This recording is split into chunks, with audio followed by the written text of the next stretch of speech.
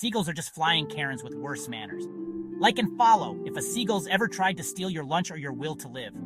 They don't chirp, they scream, constantly, like someone just insulted their gluten-free lifestyle. And they don't fly, they hover, waiting to rob you like it's a fast food heist.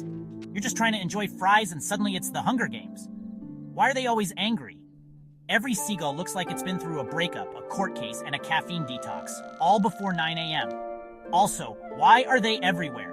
Beach? Yes. Parking lot? Somehow yes. Landlocked suburb? Absolutely. Where is the ocean, Janet?